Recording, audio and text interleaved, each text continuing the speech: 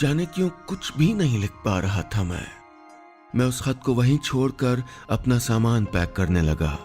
कुछ ही घंटों में सब पैक हो चुका था, सिवाय यादों के जो अब भी बिखरी पड़ी थीं।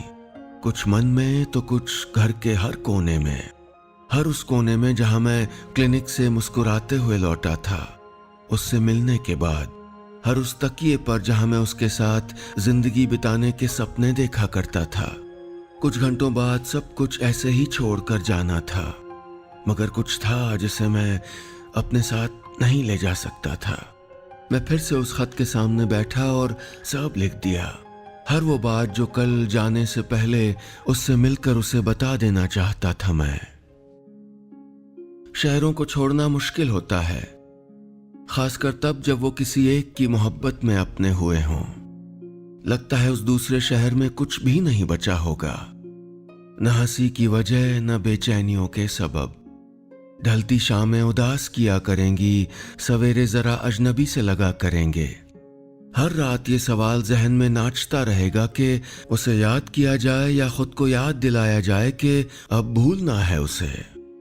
सब मालूम था मुझे, शायद सब आसान भी था।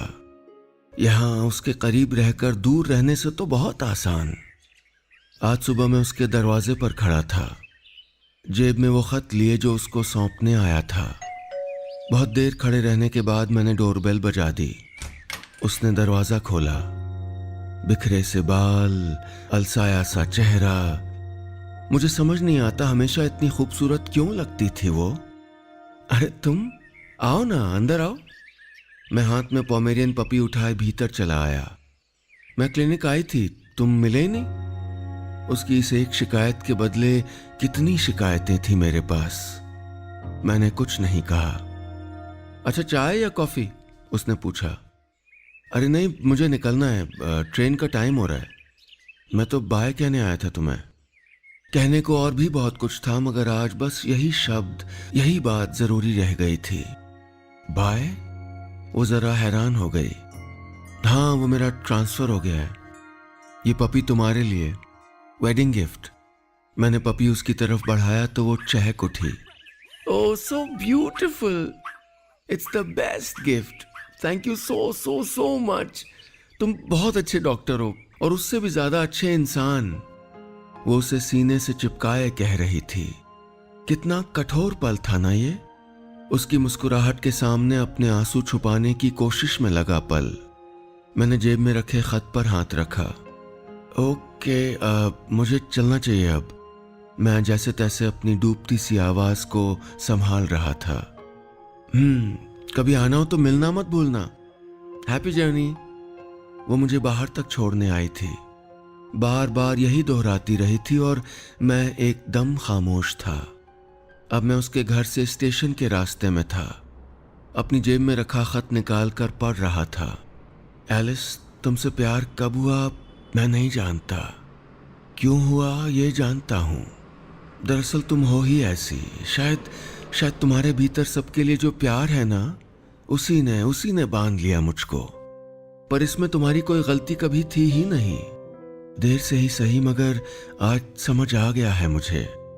मैं पागल था जो तुम पर सारा दोष मढ़ता रहा। जरूरी तो नहीं कि जिसे हम प्यार करते हैं उसे भी हमसे प्यार हो। और फिर मुझ में, इस बोरिंग डॉक्टर अबीर में ऐसा कुछ है भी तो नहीं जिससे तुम्हें प्यार होता।